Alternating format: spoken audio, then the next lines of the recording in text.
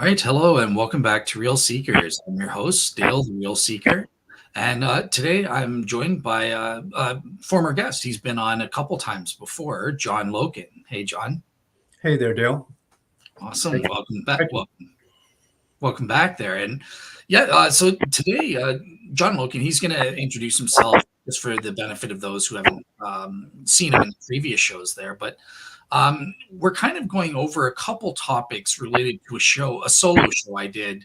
I think it was panel review show part 2A or something like that, where I kind of went over the issue of Galatians chapter 3, verse 1, and also the Abgar legend in the Eusebius text. And John here has kind of the opposite opinion of what I got. So he wants to present the other side of that. But yeah, before we go any further, John, I just want to put it over to you to kind of introduce the audience for those who don't know you. Who are you, and what's your relationship to the Shroud and today's topics? Sure. Thanks a lot, Dale. Um, First of all, I might mention I'll be mostly reading from a script I prepared, and after just a minute or so, we will switch to audio only, just for the sake of the audience being able to follow it better. Sometimes faces can be distracting, actually, and take away from the actual words that are spoken. So that's the general situation. The topic of Paul's letter to the Galatians, written roughly the mid first century, that's what we'll be talking about, mostly me. It's a historical issue, of course, has nothing at all to do with the science, the forensic findings about the shroud, so strictly historical. Linguistics, too, and geography. This will be a long exchange, and so I might just suggest to listeners and viewers, if you would like to shorten it, you can easily do that. Most of you know how to do that. Just switch the playback speed to, say, 1.25 of normal, or even 1.5 of normal, and that will save you many minutes. If you really like to hear chipmunk chatter, you can switch it to twice normal speed for fun. So moving on here, the general situation is a recent claim to. I might actually go to audio only now. Here we are, if I can manage. There we are. And a recent claim made about the Apostle Paul's letter to the Galatians, chapter 3, verse 1, as being a reference to the Turin Shroud. I reject that claim. I don't think it's correct. The passage in Paul's letter briefly reads, the most important parts of it reads, "O foolish Galatians, before your eyes, Jesus Christ was presented crucified." That claim has wide-ranging implications if it is true. The claim that the Turin Shroud was actually shown to the Galatian Christians in the mid-first century. Galatia, or Galatia as it was called, was a Roman province in the middle of Anatolia, and so it was quite far away from Jerusalem and the Levant. And I think it's risky for that claim to be made in the Turin Shroud field, because it's a weak one. My involvement in this issue is interesting, deserves maybe a couple of minutes. Most people researching the Turin Shroud focus on forensic aspects, microscopic matters, anatomy, image formation theories, etc. Very few are currently doing history, the history of the Shroud. Several of the greats in the field have passed on in recent years, and others are more elderly, in their 80s, and not active. So I'm one of the very few who pursues the history of the Shroud. I'm not a professor. I have no PhD, but I do have degrees in history and in literature. And I know some Greek too, which comes in handy. I'm a believer in the probable authenticity of the Turin Shroud as the real burial shroud of Jesus of Nazareth in the first century. And I believed that for about 20 years. I've also been active in the Turin Shroud field for about 20 years, on and off both, an online forum. and have written a couple of articles. I'm also an agnostic. I'm not a Christian, and I've been an agnostic for almost 40 years now, since the 80s, and I'm one of the very few agnostics in the field. Even fewer of them believe in the authenticity of the Shroud. As for Galatians, I first heard about the claim in 2014, so that was seven years ago. I found it interesting. I had no opinion about it, and I also had no time to research it. So 6 years passed. In 2020, I again heard of the claim from two researchers, and I looked into it then, and I found it very weak. And I wrote to them and got no reply or minimal reply about the issue. One of the researchers that same year wrote some 4 to 5 different versions of this claim, posted them online. So he was very prolific about it. That's rather unusual, shall we say. In 2020, then, a book came out on the Shroud, the hidden history of the Shroud of Turin, and it had a 6-page chapter on Galatians 3:1 as an allusion to the Shroud. I found that chapter very faulty. In 2022, a long thread on a Shroud blog appeared, pro and con on the Galatians question. I did not participate myself, but wrote my own private analysis, about 3 pages long, pretty dense, and posted it on a Shroud forum. I heard nothing more, no replies, and I assumed that it was persuasive, rejecting Galatians 3:1 as a Turin Shroud allusion. However, early in 2023, I became aware of a few others in the field supporting the identification. It seemed to be a growing movement. I was rather surprised and even alarmed. So I drafted an article on the subject, refuting or contradicting the claim. And so it went on. There was a rather long exchange in an online forum in June and July. A month ago then, in November 2023, the pro-Galatians case was presented on 2 different podcasts, at least once by the most enthusiastic supporter. And let's see, he also happens to have, well, it's closely related, he believes that he has spotted the Turin Shroud in several letters of Paul, the Apostle Paul. And some of them are extremely flimsy, in my opinion. He refers to the cloak in Paul's letter, 2 Timothy, chapter 4, verse 13, I believe. The cloak that Paul requests, and this Shroud researcher believes that cloak is a reference to the Turin Shroud, or possibly a reference. Okay, he doesn't claim it as a certainty or a probability, but he does repeatedly claim it to be a possible reference. And I think that has no validity whatsoever. Also, the same researcher mentions Paul's passage in Corinthians, I believe 1 Corinthians, about a mirror dimly, or in King James Version, I believe, through a glass darkly. And he believes that's a reference to the Turin Shroud. Again, I think it's far-fetched. And I think the mainstream academics and Turin Shroud skeptics will scoff at these claims, and that would bring the Turin Shroud and the field into disrepute, and that worries me. So enough about me and the recent background developments. I'll make some general comments now.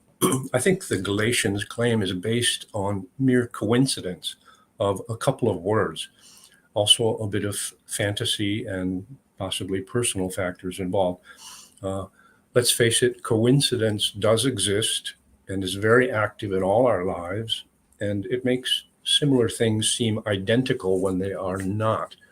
The motivations of the two main, most prominent Galatians supporters need to be understood. Both are Christians and supernaturalist Christians, like most all others in the field. One is a relative newcomer to the field and a former minister, and has not done, to my knowledge, any other Turin Shroud research of his own that I know of. So he may wish for these claims of his to make a mark on the field. Everyone in the field wants to make a contribution of some sort, but that's important to keep in mind.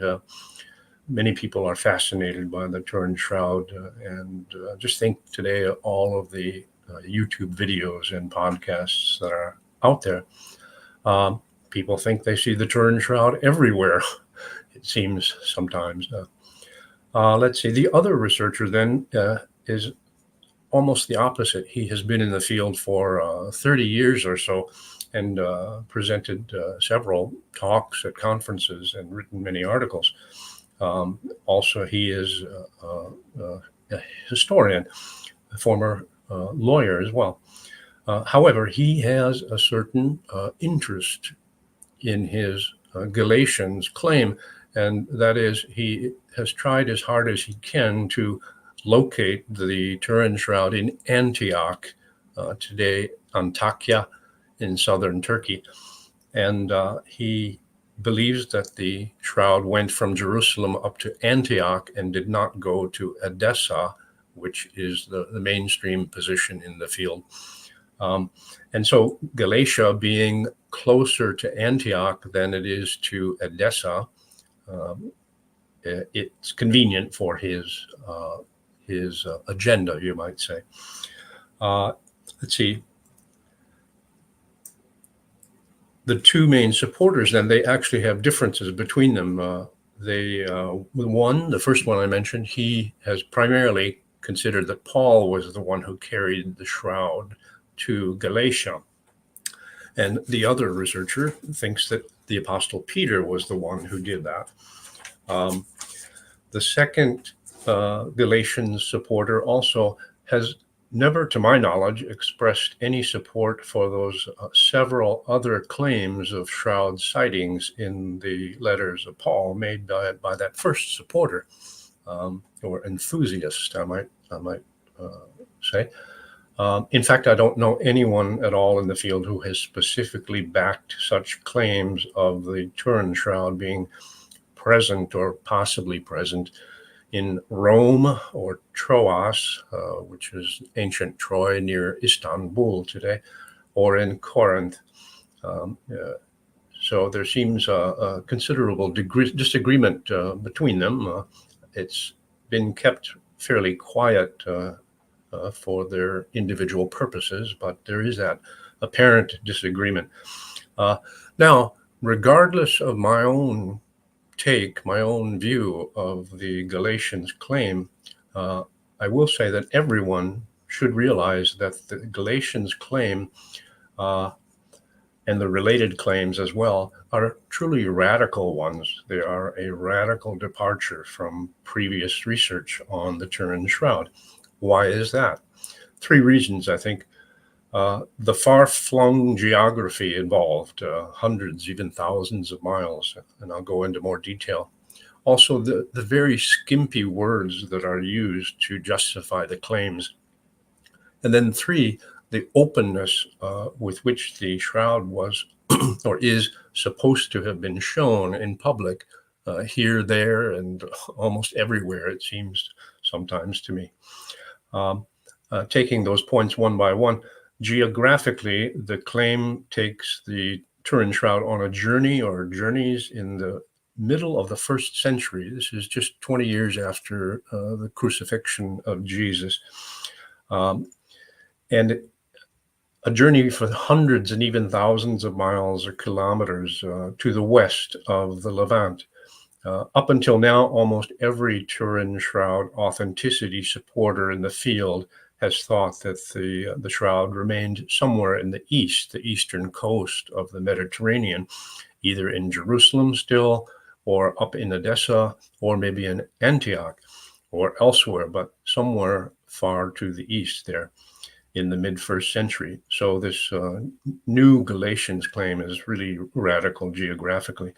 In addition to being distant, those journeys also took an enormous amount of time, months, many months, even over a year.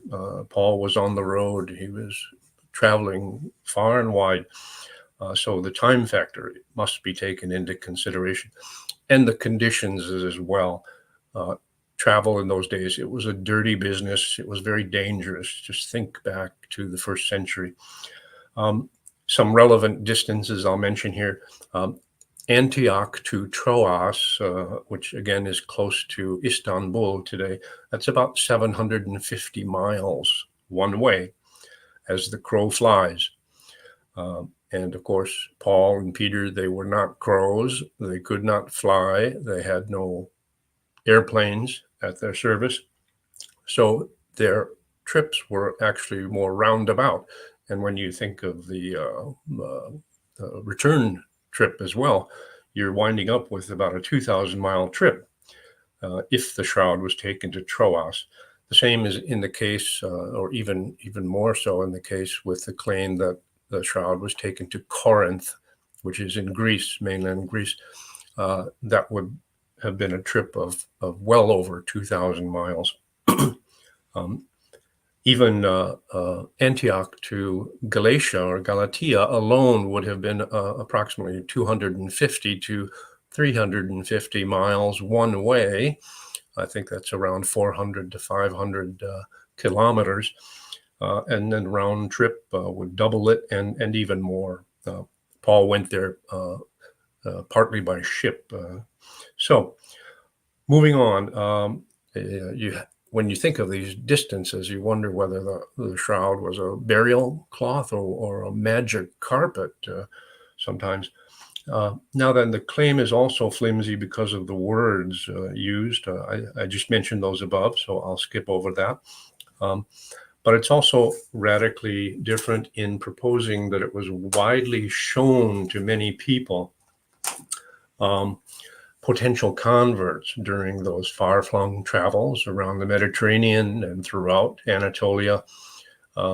These claims involve very public showings, hundreds of people, maybe not at a time, but dozens certainly each time, and possibly a total of 1,000. Nobody would have taken the shroud for 2,000 miles and shown it only to one small group of 10 people. So the implication is that it was shown to a few hundred, possibly many hundreds of people. And instead, in the field, the traditional belief has been that the shroud was kept secret. It was kept hidden for its own safety for the first century or two of its existence, or even more. It would have been shown certainly to some people, but very probably only to a few, only to the chosen, the really deserving Christians, the leaders. And needless to say, there's no documentation whatsoever of any ancient showings of the shroud to the public and in those far-flung locations. So enough on generalities. I'll move into now into Paul's action. Go ahead. Sorry, I don't want to interrupt, but I have a question that's directly relevant to this because Please. so I just want to admit, look, on my video there are also Jack Marquardt is one of the experts that you're Sure. talking about here, and he gave me a critique because in my video that we're reviewing here in part 2A, the panel review summary show, I mentioned this my own idea. I posited maybe there's something like a proto discipline of the secret, and Jack was quick to point out that, but there's no scholarship on that. It's so my understanding is that the discipline of the secret, if it's true, this might actually support what you're saying because they wouldn't be showing it to just ordinary Christians then. So I just wanted to, doesn't the discipline of the secret, if it is in its fullness, doesn't that speak against the shroud being shown to ordinary Galatian believers, or what's your take on that?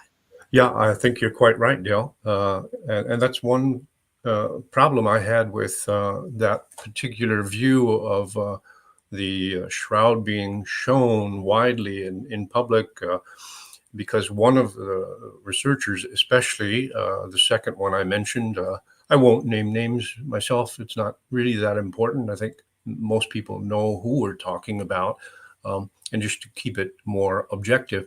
But that person does, and he's a scholar for sure. But he does claim that there was this discipline of the secret which existed in the first century, second century of the church, and he's correct about that. But it does contradict, like you just noticed, it contradicts the claim that the shroud was taken around and shown in public then. So I don't see how they can have it both ways very easily. Gotcha. So good Yeah. point. Good Yeah. point. Thanks for that. That's why I kind of speculate maybe there was some kind of proto discipline of this. But yeah, over to you. Sorry to interrupt. I'll let you finish your presentation on Galatians. Right, thanks. And anytime at all, please do feel free. All right. So Galatians, I think I was just reading out the most important words there. Oh, you foolish Galatians, Paul wrote, before your eyes, Jesus Christ was presented crucified. Now, there are different versions of that sentence from the Greek. It's been translated many different ways. Dale, I'm not sure if you have a list from Bible.com showing maybe at least 10 different translations of the phrase out of Paul's original Greek. If people are interested in there we go. Interested in seeing how many different ways the Bible verses have been translated, they can go to Bible.com, BibleHub.com, and enter in any specific verse they wish. So I believe there are serious problems in interpreting any of those words with as being the Turin Shroud. Let's begin with Jesus Christ crucified. Okay. Now, on the face of it, I admit fully that does sound like the Turin Shroud. That's what we see. Jesus Christ crucified on the shroud. Vaguely, it's a vague reference. The specifics are lacking. There is, in that phrase of Paul's, there is no mention of any cloth or shroud or sindon, the ancient Greek word for shroud, or linen, no mention of a body, of a face, of an image, of a picture, no mention of blood or wounds. So all of these particulars are missing from Paul's phrase. And there have been other cryptic passages in ancient Christian writings which have included those words, and they therefore have much more claim to being possible references to the shroud. But in Galatians, none of those words are found. So now then, the combination of the name Jesus and Christ, the title Christ, is very common in Paul's letters. And that's a fact which the supporters of the Galatians shroud identification do not tell their readers. In the four Gospels, we typically read of Jesus doing this, Jesus saying that, and fairly rarely is the word Christ used about him. But in Paul's letters, the situation is very different. Paul uses the phrase Jesus Christ or Christ Jesus many dozens of times, maybe even 100 times in all of his 7 or 8 authentic letters. So that is really nothing special. No reason to think that's an allusion to the Turin Shroud. The same goes for the word crucified. The supporters of the Galatians Turin Shroud identification do not tell their readers that Paul uses that word often in his letters. Also, the related word cross, he uses that often as well. Crucified is actually Paul's leitmotif. It's his first principle in his theology. He's known, of course, for preaching Christ crucified as opposed to the older religious regulations of Judaism. So he was very keen on the atonement, the substitutionary punishment for the sins of mankind. The full phrase, Jesus Christ crucified, or a close variation of it, even occurs 3 to 4 other times in the short letter of the Galatians itself. And in no other instance could it possibly refer to the Turin Shroud, but again, only to Paul's general theology. And the supporters of the shroud identification do not inform their readers of this very relevant fact, the frequency of that phrase, even in Galatians itself. To me, that's very dubious procedure. Anyone can read Galatians very quickly. By the way, it's a short letter, 2 to 3 pages long. Takes just 5 minutes, and you'll see what I mean. So I think what Paul basically means by Jesus Christ crucified is simply the gospel, the good news, the message of Jesus Christ crucified, when he uses that phrase in Galatians. Moving on, and before your eyes, or before whose eyes, in Greek, it's, I think, oiskat ophthalmos. And this phrase, it's not what it seems. To begin with, all 3 of the main Galatians supporters have added in their writings an additional word to the phrase, either the word own or the word very. And they have done so repeatedly, not just once or twice, but repeatedly. And so according to them, Paul's phrase reads, before your very eyes, or before your own eyes. And of course, that makes the phrase sound very visual, very, very visual, when it's really not so visual, as I will explain. Paul does not write own or very or anything similar. Okay, it's just an English idiom. We all know it. We all use it. With my very eyes, So, moreover, the word eyes is used several hundred times in the Bible, often in a non-literal sense. It's used metaphorically, figuratively, symbolically. For example, you've all heard this one. His eyes were opened. Okay, what does that mean? It means that he, whoever he is, in a particular passage, now understood or perceived or knew. Okay, it's not a visual reference. Check any Bible dictionary under the word eyes, maybe if you're close to a university library, and you'll read this basic information. And it's the same with many other physical words used in the Bible, like the word mouth, for example, which is often used metaphorically. Even the very phrase, before your eyes, or a close variation on it, is used at least a couple dozen times in the Bible, often in a non-literal sense. It's a stock phrase, a filler phrase. The Bible is very wordy, as we all know, lots of repetition. And in my opinion, in Galatians, it could very well mean simply, in your presence, you heard or were presented with the message of Jesus Christ crucified. So moving on, let's see here. The second, hold on. Are you still wanting me to share my screen with something? Or? You could, let's see, maybe drop that one. Okay.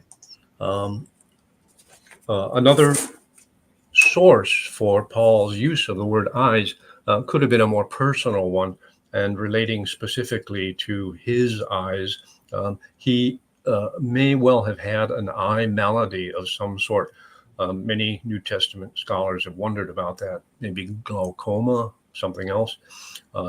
In Galatians itself, he actually says, you would have plucked out your own eyes and given them to me. Okay, and that again is a phrase which none of the Galatians supporters mention to their readers in their attempt to persuade their readers that Paul's 3.1 refers to the turned shroud, they don't mention that. Paul was also a poet and very skilled with the language, and sometimes he used eyes or sight in a figurative sense. We all know the wonderful phrase, in the twinkling of an eye.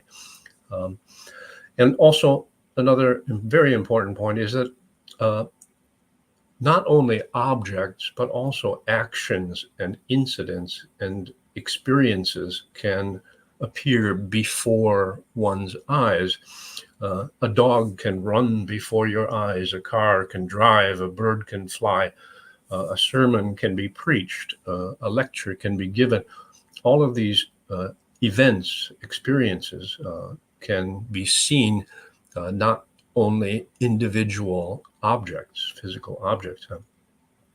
So enough of that. Moving on then, there is finally the Greek verb. It's a verb called proegraphe, and in Galatians 3.1, it is a past tense verb in the passive voice.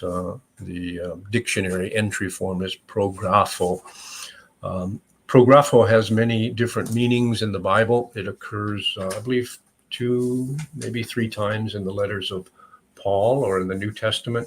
And both times, if I recall right, in a temporal sense, to write before, in other words, to write before a certain other time. In English, we might say, as I wrote before. So that's an example. It can also, the same verb can also have a locative sense, location, to write something or to proclaim something, to present something, portray something in front of others, in front of other people. And that is its meaning in Galatians 3:1.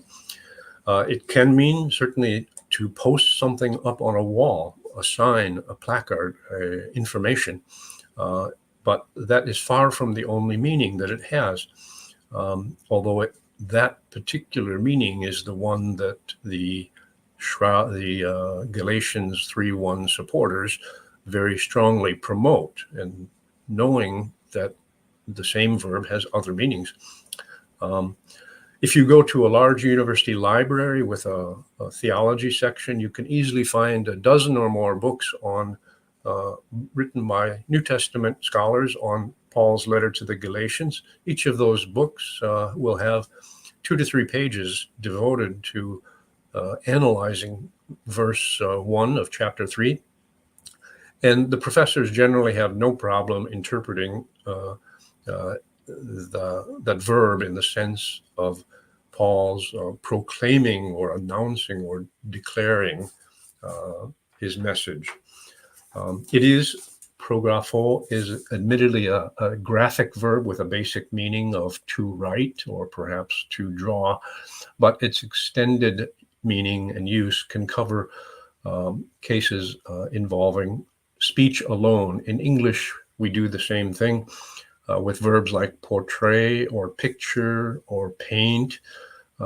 If I say, hey, that's a pretty picture you paint, what do I mean? Am I referring to your painting with tangible materials, watercolors or oil? No, I'm not. I'm referring just to the words that you just spoke. That's all. Other languages, probably every language in the world, does the same thing. I know Italian does it, French does it, modern Greek probably does it too. So people love to use vivid language, figurative language to liven up their expressions. Now, there's a problem with that verb too. One of the Galatians enthusiasts has in his book chapter repeatedly changed Paul's original verb into a noun. And he's done this 6, 7, maybe 8 times. So that instead of the word reading openly presented or clearly portrayed, he writes it instead as a clear portrayal, okay, making it a noun. Why does he do this? Well, I think it's pretty pretty obvious that he does that because the word portrayal sounds like an object, a thing, and therefore like the Turin Shroud. So that fits his agenda, but that's not the word that Paul wrote. Paul wrote a verb. Now, finishing up the linguistic evidence, let's turn now to geography, which is an area completely neglected by the supporters of Galatians 3:1. They seem unaware of basic geographical facts. They just don't mention it in their writings. So let's see, hold on. Are you wanting me to share the map? Or? Please, yeah, at this point, that would be great.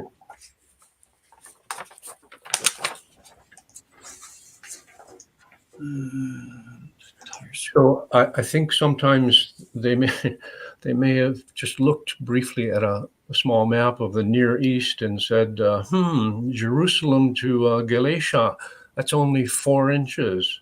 That's not so far, They simply don't take into account the hundreds and thousands of miles that are involved. There we are. Yeah, you can see a little bit small on my screen here, but there we are in Judea. Is that what that says, where your arrow is? Yeah, hang on. I'm just going to see if I can maximize it. Maybe it's all right. So now it's sharing everything. As mentioned before, right there you got the whole Mediterranean, Rome close to the middle of it, and then the Eastern Mediterranean, Syria and Judea, it says, can also be called Palestine. And then where it says Cilicia, that is the area where Antioch was in antiquity. And then Galatia, it looks to be on the screen, it looks to be very close. Now we're talking mountains and deserts and rivers and everything else. It's about 250 miles from just the nearest border of Galatia. And what Paul did on his first journey was to go from Antioch first to Cyprus and then up to Lycia there, northwest of Cyprus. And then, there we go, perfect. Yeah, perfect. And then he went into Galatia from west actually to east, wound up finally in Derbe, and then he retraced his steps. So he went back in the same direction. And the entire journey was like 1,200 miles or so. And again, they don't tell you this, the supporters of the identification of Galatians 3:1 with the shroud. Let's see here. What else to say? The problems, besides the distance, besides the sheer distance, of course, it took many months, over a year, to travel these long distances. And then there was the conditions I mentioned before. And let's get into those a bit. The dangers and the dirt, the storms, the mud, the raging rivers, the cold, the heavy seas.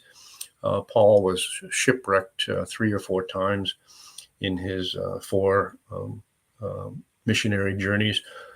Thieves at night, robbers by day, vermin, fires, all of these experiences.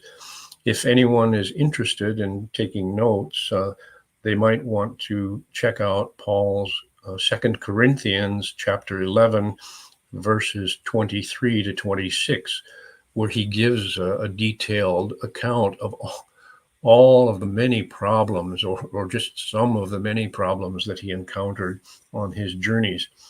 Please do that, and you'll know from his own mouth, And he knew that all of those problems existed before he even went out on his first journey. He was well enough acquainted with conditions on the road, so he was not naive. I don't know if you're going to address it, but can I interject with kind of a probing? Because on this front, this objection from geography and being able to travel and that sort of thing. So I know that you're aware. I referenced Craig Keener's Acts commentary who I had an excellent scholar, Max, and stuff. He's been on my show talking about his commentary. But on the other side of things, I can see people saying, "But look, at the first century Rome was the ideal time in the." I mean, the Romans built the infrastructure for to travel, so people were traveling these long distances in relative safety. I mean, not on the same level as we today, but for example, they would have these mansions every like a day's journey every so often, every day's journey kind of thing to sleep in safety, or people would travel in groups for safety, especially Jews. They would do that. So what would you say if people would say, but there were ways at least to mitigate against these dangers? So it's not implausible that someone could have traveled all this way. Right. And just one last thing to add to the question there is one thing I also thought is, I mean, think about are bandits and thieves really a danger to the Shroud? I mean, they're not Christians, so there's no significance to them. Are they really going to want some bloody cloth that to steal a cloth that wrapped a corpse? No, they're probably going to leave that behind. Give me your money type thing. So how would you respond to that sort of objection to your? Sure. Yeah, very good question. Excellent question, Dale. Thank you.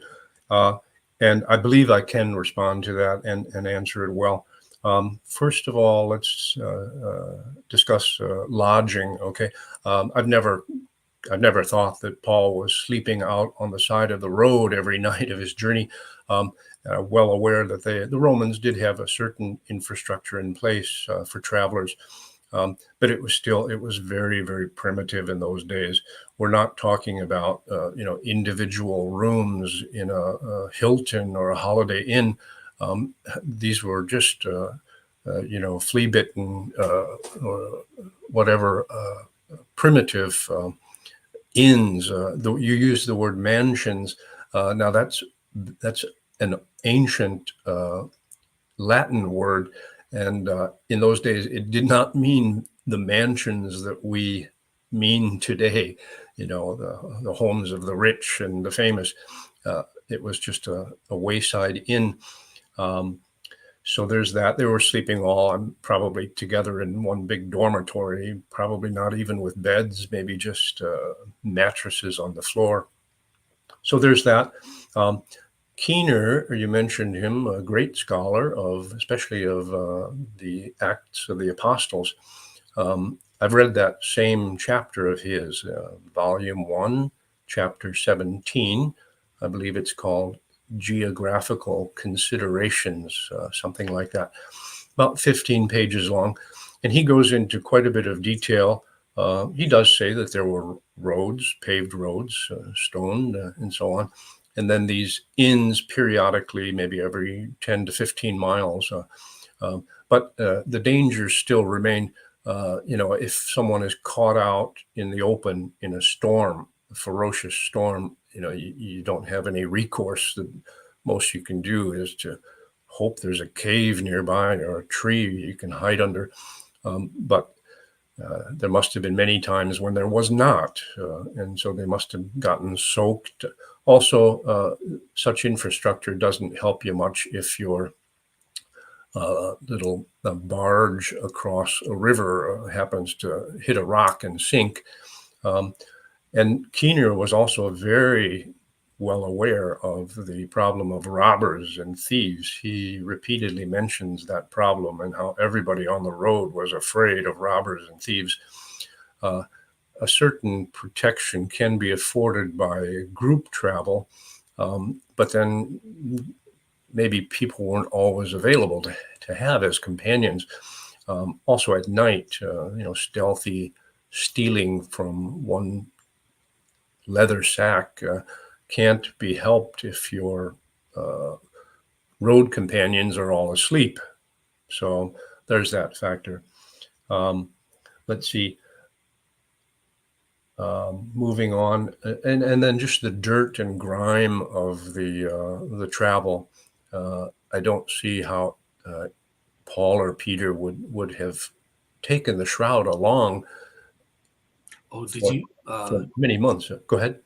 Oh, just the last aspect too. This didn't come from Keener, but I'm just curious. Like, what let's say even there were thieves. Maybe Paul did get robbed every once in a while. But why on earth would some pagan thief who doesn't know or care who Jesus is? Why would he want to steal the shroud? Like he would leave that behind. He wouldn't want to touch a Yep. burial shroud with blood on it and stuff.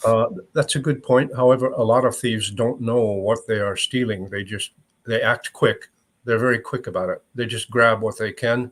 If they see something that looks like a piece of material, of fabric, which could be useful to them, and we don't know where it was stored either. It's very interesting, actually. You mentioned this point because at least one of the two main Galatians supporters that I've been speaking of, he says he tried to object that the shroud could have been kept clean of dirt and all by being encased in a very special bag or a box, and if that were so, then such a box would have appeared to any thieves, any robbers, all the more enticing. If a protected box with maybe a lock on it, they would have simply stolen the entire box with them, taken it off somewhere. So that argument doesn't really work very well at all, I think. Fair enough. Yeah, thank you so much for answering that. And just for the audience, before I'll let you get back and finish off your presentation. Sure. So John doesn't want to mention names. Thank you for being polite. I will mention. So he's talking about Larry Stolly. I think it's important. The audience, check out both sides. Listen to John's case and to Larry's case, and be a real seeker. Decide for yourself. But yeah, thank you so much. Yeah, true. Very much so. It's important to try to balance things. Listen to both sides, of course. Mm-hmm. Okay. Let's see. And let's see. Then and then I'll finish with the Galatians question in about 3-4 minutes here. Let's see. Again, the shroud. If it's a case of the Turin shroud having been the actual burial shroud of Jesus, it would have been the most precious item in all of Christianity. And I can't imagine that the early Christians would have allowed it to go on such dangerous travels for months on end and thousands of miles. One alternative to the Paul scenario is that the Apostle Peter was the one who took it. Of course, he would have faced the same problems and conditions. One piece of supposed evidence for Peter doing so, or going on travels, at least extensive travels through Anatolia, is proposed by one of these researchers who quotes, he doesn't quote, but he just paraphrases very questionably a book by Glanville Downey from 1960, and it was called, I believe, The History of Antioch. Now, Downey, in that book, he says merely that it seems likely that Peter lived in Antioch for several years and made some excursions outside the city during that time. Okay, quote, seems likely, unquote. Quote, excursions, unquote. That statement then was used by one of these researchers, recent researchers, and it was misrepresented, such that Peter used Antioch as a base for his journeys into Anatolia.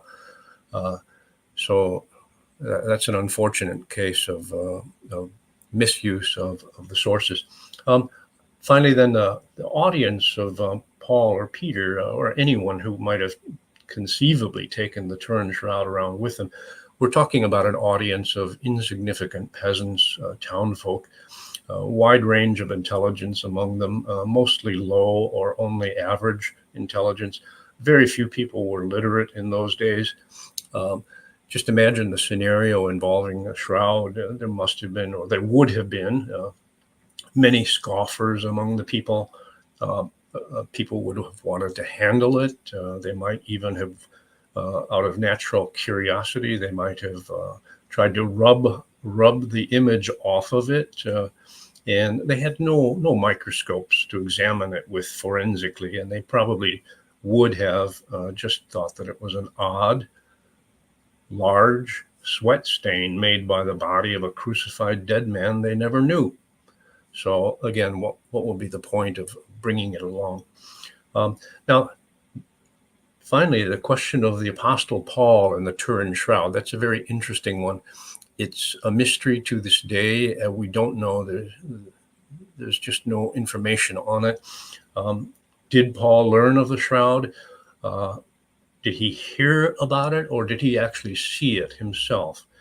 If he heard about it, when and where, and how much did he hear about it? Did he learn of its image, or only that it was the burial shroud of Jesus? If he saw it, did he see it unfolded? Did he see its image, or only see it in a case, folded up in a box? Did he see it early in his career or later? We just don't know the answers to those questions. So it remains a mystery, and I don't think anyone can really answer it. Even if Paul did see the shroud image at one time, I don't think for a moment that he would actually have taken it along with him on such a monumental missionary journey to the West. So that's and I don't think other Christian leaders would have allowed him to do so either, nor Peter. Peter did not own the shroud. It was a communal property. And that's about all I have to say on that. Could say a whole lot more, but yeah, no, thank you so much for presenting your side of this, because I think it's important to know. Look, John is overall, he's on the pro shroud side, as he said. He believes the shroud is historically authentic, but he differs with myself or Larry Stolley and Jack Mark Wart and stuff. He doesn't think it's mentioned in the biblical text. So it's important you raise substantive considerations that need to be looked at there. So yeah, thank you so much for presenting that. And I know that you've also got a presentation, because now we're going to flip places, so to speak, because I also, in my Shroud panel review show, part 2A, believe it or not, I was a little bit of I'm a kind of a on the Shroud skeptic side. I'm skeptical of references to the Abgar legend as proof for Shroud images being shown. But John has made a scholarly argument in a paper arguing that no, we should trust the Eusebius reference as a real possibility, to quote his words, that this is referencing Shroud images. So yeah, John, I know you've got a presentation on that aspect. So I'll let you go, and I'll just show up if I've got questions as you go. Sure, yeah, please do, Dale. I appreciate your comments and questions. They're always good ones. So, yeah, I'll take a much shorter time on this second topic of Eusebius and his mention of the vision of King Abgar. It's a 4th century text, early 4th century, around the year 300 to 325. And I might say also in this regard, Dale has invited me kindly to present my views. He actually invited me twice before on the show, very nicely. Well, first time a year ago in November of 2022, and then last April 2023. And so I'm glad to accept the invitation. I haven't invited myself in any of these cases, so I can claim that. Let's see then. There's a similarity actually between the Galatians claim and my own claim, in that we are looking at cryptic texts from the first centuries of Christian history, and we're wondering if they involve the Turin Shroud. In the case of my claim about Eusebius and his passage on the vision of King Abgar, I would say from the outset, that geographically there's no problem at all with that, because we know from later history that there was this image of Edessa. It was a real, true, physical image of Edessa, namely a face of Jesus in the city of Edessa. And in the legend of King Abgar, that is where the vision also takes place. So there's no geographical discrepancy at all. Also, there is a close similarity between the privacy that was involved in showing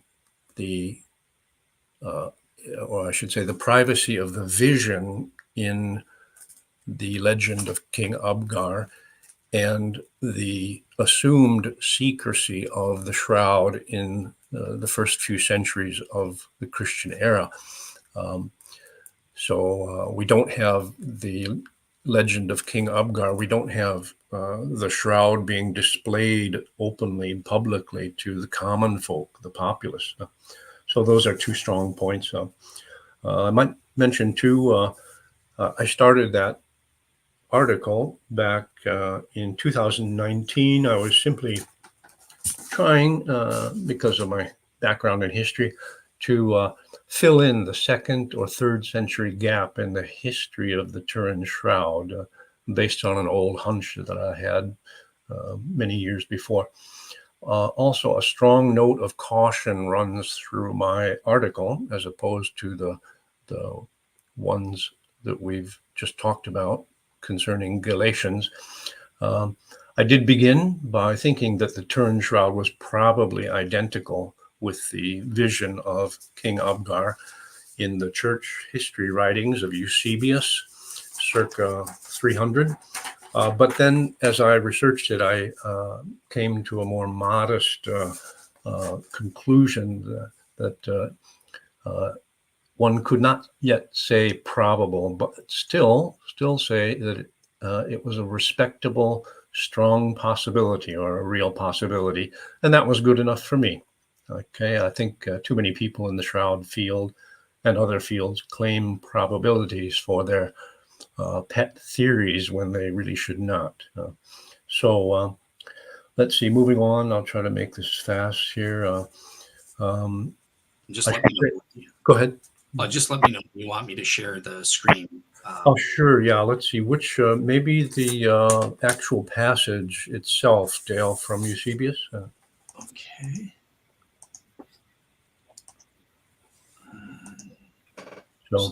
And the passage refers to a 1st century King Abgar. However, in my article, I did not necessarily pin the source down to that original King Abgar V of the mid-1st century in the legend. To me, some other Abgar or someone else entirely could have been involved. What really concerned me was what Eusebius might have been writing, revealing in a disguised or garbled form about the Turin Shroud having come to Edessa in the 1st or maybe 2nd or even 3rd century. That's all I was aiming for. And I'll go silent here for a few seconds so that people can read these sentences. Okay. You want me to read it, or? Let's see, or maybe I could, I suppose, yeah. Or if you like, Dale, go right ahead. Maybe start with, let's start at the top there. Okay. All right. So as for Eusebius, then, his passage on Abgar's vision is brief, only 2 or 3 sentences long. In the version given by Professor J.B. Siegel in his landmark 1970 work, Edessa, the Blessed City, on page 64, we read the following. So Tobias rose up early the next day, and taking Thaddeus, came to Abgar. Now as he went up, while the king's grandees were standing present, as soon as he entered, a great vision, or wonderful vision, appeared to Abgar on the face of the apostle Thaddeus. And when Abgar saw this, he did reverence to Thaddeus, and wonder held all who were standing by, for they had not seen the vision which appeared only to Abgar.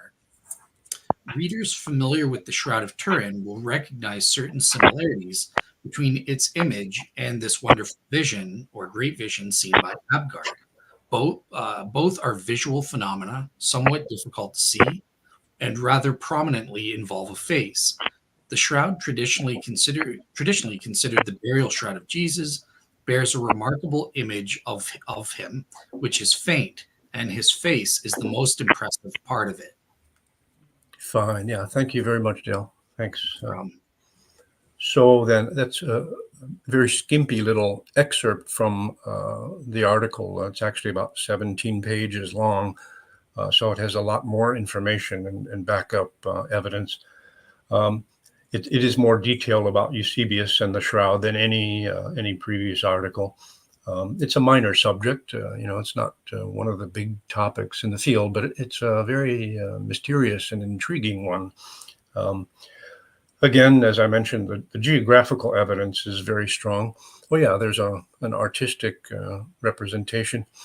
Now, what these show, interestingly, is the shroud itself being presented. They don't show depictions of the vision. So the one Byzantine, this is a probably 19th, 20th century depiction here. But the other one, Dale, that you showed, that one there goes back to, I believe, the 10th century. But it was in any case a late, what's the word? Depiction of the scene of Thaddeus coming to King Abgar. So it was a depiction of not the vision, but the actual Shroud of Turin, or as you see there, just the facial image. It's shortened, a folded up version of the face. We think, some of us. So there's that. Let's see. Another strong point, as I mentioned before, I think, is the privacy or the secrecy involved in the scene. It's a private vision, not a public showing to the common people. As regards the linguistic evidence that I present, there's like 4 or 5 different points of congruence between the Turin shroud and the vision of Abgar. If I had seen just 1 or 2 points of congruence, I would not have bothered even researching it, but there were several. 3 of them are here in that excerpt from Eusebius, and then there are 2 or 3 others as well. Lots of new insights about other issues. The legendary painting of Jesus mentioned in the later version of the legend, called the Doctrine of Adai, and so on and so forth. Let's see. I might now address your objections specifically, and they were good objections, and we agreed on a lot of things. In general, we agreed that the case had not reached that of a probability, but it was very possible, quite plausible, a case for the identification of the shroud with the vision of King Abgar. Yeah. So I'm grateful for your comments there. You mentioned that you were not persuaded by my suggestion that the phrase in Eusebius about Abgar alone perceiving the vision was an allusion to the hazy, diffuse, indistinct figure on the Turin shroud. I still think that it may well be such an allusion. Many other researchers and authors in the field have noted similar cases of hazy or references to a hazy figure in the early shroud history, and have interpreted them so. And that's what we see on the Turin shroud, of course, a very unclear outlined figure. So there's that. Let's see. You mentioned too that to you it wasn't remarkable that the vision involved the apostle of Jesus, and it seemed perfectly natural. You said that apostles are normal figures to find in such early legendary stories. That is true. However, I tried to present the whole complex of related points as a cluster, each one of them providing support to each other in a mutual way. And again, the Edessa location is really crucial. Thaddeus doesn't show up in just any city in the Middle East, but rather he shows up there in Edessa, which is where the image of Edessa eventually came to be found, present, and historically determined as having been there at least by the 6th century and very possibly before. That's the whole point of my article. Let's see here.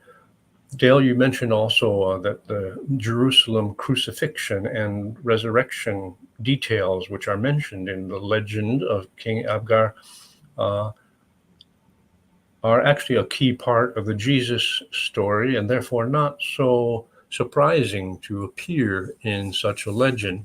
And you're quite right, that is true. Those factors are major ones, the major ones in the story of Jesus. But of course, there are also many others. The Gospels are full of the life story of Jesus, his birth, his baptism, the disciples coming into his life, the miracles, and so on. Concern for the poor, all of his parables, especially Luke and Matthew, they're full of the parables of Jesus.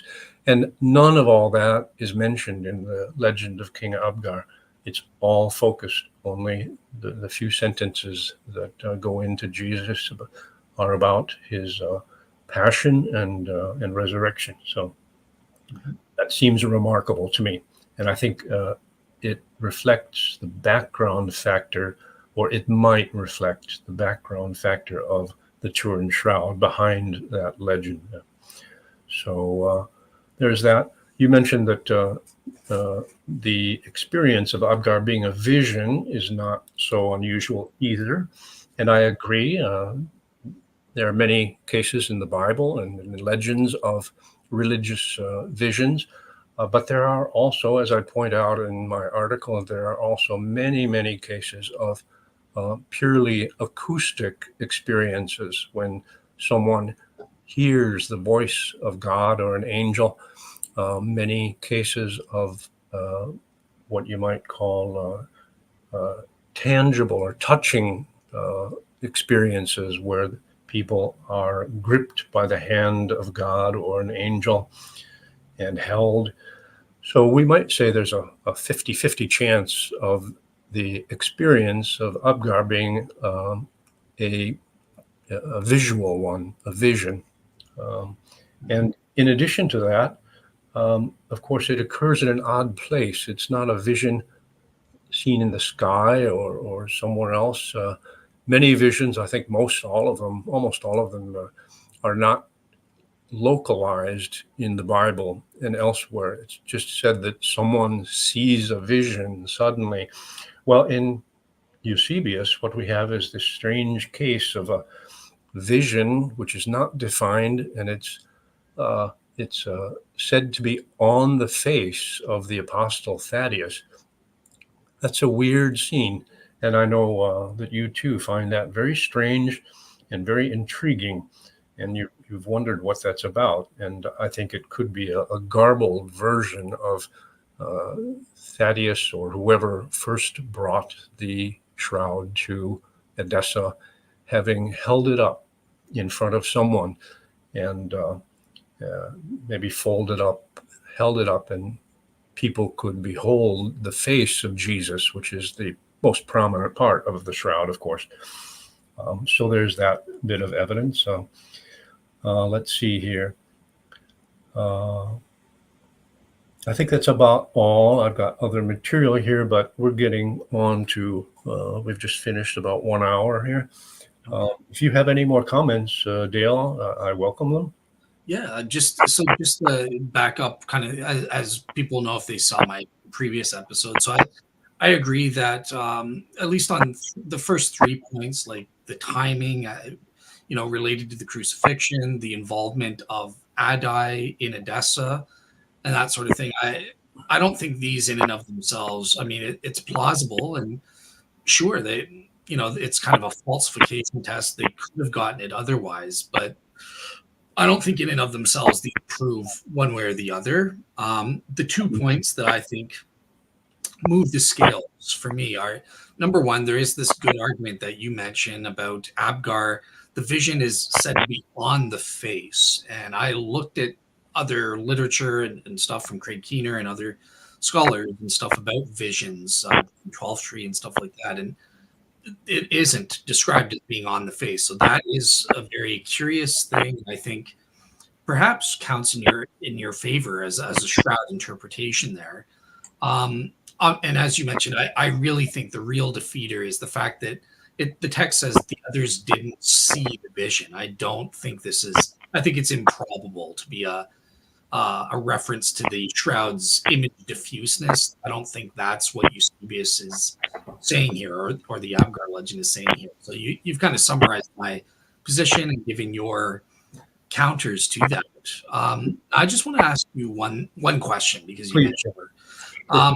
Okay, so now Jack Markwart, a friend of both of ours, he kind of says, well, look, I will agree with you, John, that the Abgar legends are based on the Shroud images. So, Dale, you're wrong to be skeptical that these are about the Shroud images. They are.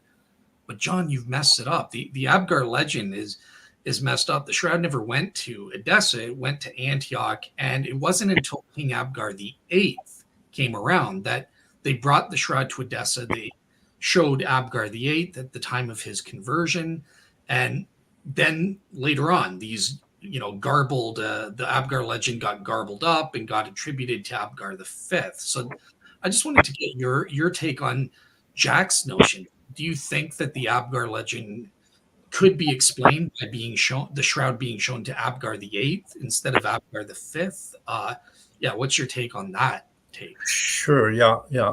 If you have 3 hours, we Okay. can go into that. Just kidding. Briefly, though, it's a vast subject, actually, and I'm still wrestling with it. It's rather complicated. This new theory of Jack's has only been around, I think, for maybe he started working on it 10 years ago. Just came out with a book only just 3 years ago. So I've been wading through parts of it. I don't find much of his evidence in the early chapters to be very convincing. I think he takes liberties with many of his sources and uses them in questionable ways. But others, in other cases, his procedure seems pretty valid to me. So, but actually, we do agree, and I write that in the article itself. I'm not sure if you've had time to read the article, but I openly declare already on page 1 and on page 2 or 3 other pages in the article that that Antioch theory may be correct. In that case, the Shroud did not go directly to Edessa in the 1st century, but rather it went up to Antioch, stayed there for almost 200 years, 150, was brought then briefly to Edessa for a week or 2 or 3 for a ceremonial conversion of King Abgar the Eighth in about 192, and then was taken back to Antioch. The problem is that the sources are really very skimpy. It's hard to, they're just not solid enough for me. It's a definite possibility, though, so I don't contradict it at all. I just say I wish there were more evidence there. And I look forward in the future, maybe if I have time. I've got a lot of other things going on, but if I have time, I would like to spend several weeks studying that in depth. So, and Jack does actually believe that just to be clear, that the vision of Abgar was a veiled reference to the Turin Shroud. Yeah, absolutely. Awesome. All right, cool. Well, yeah, thank you so much. Obviously we're at over the 1 hour mark, so I will end as promised here. So thank you so much for coming on and giving your take. Even when I disagree with it, I think it's important. Hey, I'm not infallible. Maybe I've gotten something wrong. So thank you for correcting the record and sharing your reasoning, your perspectives on these things and stuff like Mhm. that. So Yeah, thanks, Dale. I appreciate it very much. no problem. Good Awesome. one. Awesome. So cool. So yeah, great. Have a Merry Christmas to the audience. And I am supposed to be on my vacation. It doesn't look like that's going to happen. I'm going to have to probably wait till February to get my Christmas vacation. So next week, I am working on a follow up to my show, Messianic Prophecies. Michael Lofton asked me to do a little bit more detail on Daniel chapter 9 and specifically refuting the Maccabean thesis that it refers to the times of Antiochus Epiphanes or Onias III in the 170s and 160s BC.